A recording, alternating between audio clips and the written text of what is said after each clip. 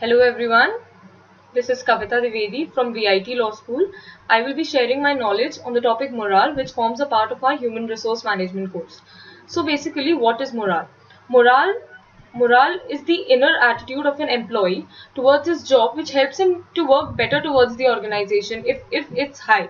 Morale is something very emotional and related to the inner feelings of an employee and how comfortable he is working towards the organization. So it may range from very low to very high. A person with a very high morale may work very nicely in the organization, and it would help further help the organization to achieve its goals in an efficient manner, whereas a person with a low morale would be very disinterested in towards his work and would not be working to his full potential, and therefore the productivity of that particular person would be low, and thus of the organizations. Edwin V. Flippo defines morale as a mental condition or attitude of individuals and groups which determines their willingness to cooperate. Good morale is evidenced by employee enthusiasm, voluntary conformance, and with regulations and orders, and willingness to cooperate with others in the accomplishment of an organization's objectives. Poor morale is evidenced by surliness, insubordination, and a feeling of discouragement and dislike of the job, company, or associates. So basically, if you're not comfortable in the organization, you would not like the associates, you would not like the company, and you would definitely not like your job, and you won't be able to give your full 100% on your job. Michael J. Jusius defines morale as the state of mind of a willingness to work, which in turn affects the individuals and organizational or objectives. Yeah, basically, see, if the person does not have appropriate morale, like if his morale is very low or not to an optimum level, then he won't be working in the organization with his full heart, and this will in turn affect the organization, because just because of it's not about the morale of one employee, it's about the morale of all the employees, and the collective work of all the employees affects the organizational goals. Morale is thus very important because it contributes to the superior subordinate relationship. The company or the organization should make sure that the morale of a person is not down, because it helps to build relations within the organization. The superior subordinate relationship, though it should be professional, but it should be comfortable for better productivity. It leads to employee satisfaction and commitment. If a person is has a high morale, then he will be completely satisfied with the organization, and thus his commitment level will be high. It reduces employee grievances. Employee grievances can be very much in an organization. If a person's morale is high, then he would be able to adjust with the organizational conditions, and therefore would not complain so much. Morale helps the employees to build teams easily to maximize their contribution. Teamwork. If a person's morale is high, then teamwork becomes easy for every member of the group. Team building. The same goes for team building. Morale of each and every member of the group should be high to be able for them to work collectively. High level commitment, sincerity, and employee loyalty.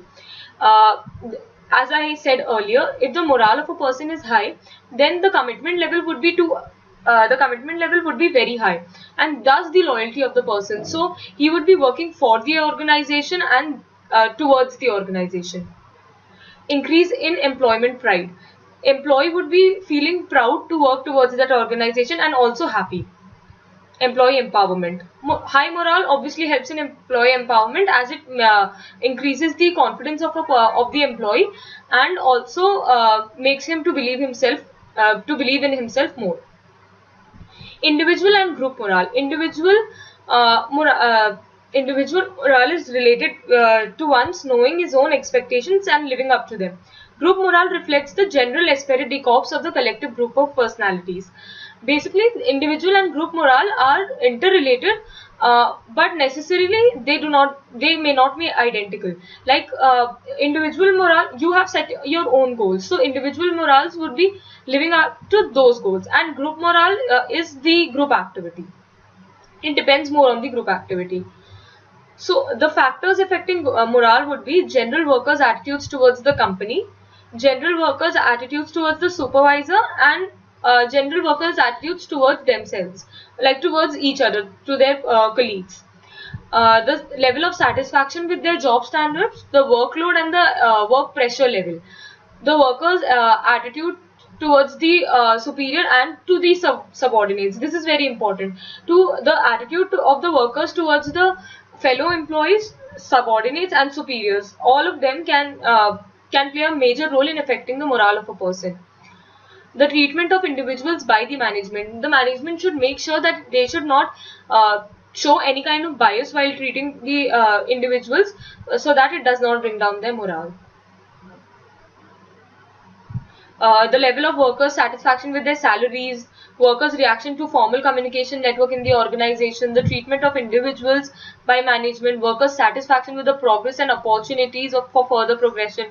Every worker would want to progress himself, not also with the organization, but individual progress is also important for nowadays for the employees. So it would also affect their morale. There are various methods to measure the morals. Basically, there can be three main methods. One is observation, attitude surveys, and company records.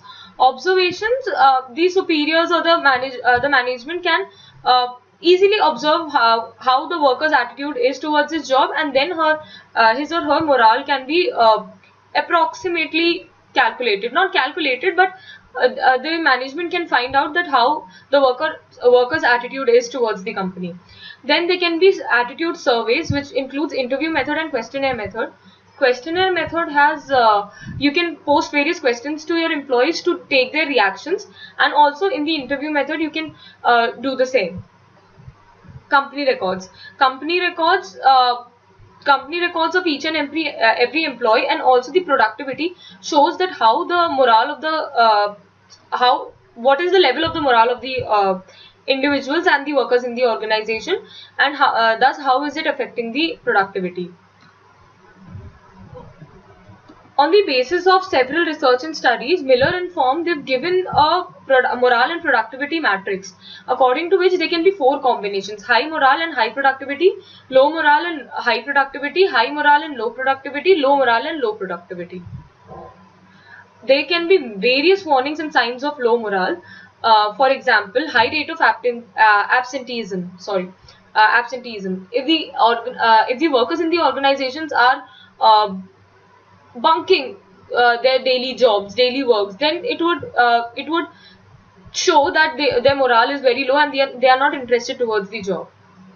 High labor turnover, strikes and sabotages, lack of pride in work, wastage and spoilage, tardiness, everything. These are self-explanatory, and they do not really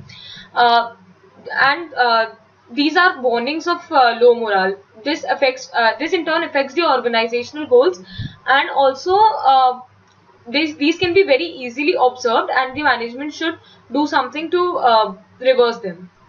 So this was basic knowledge about morale, and I hope it was useful. Thank you so much.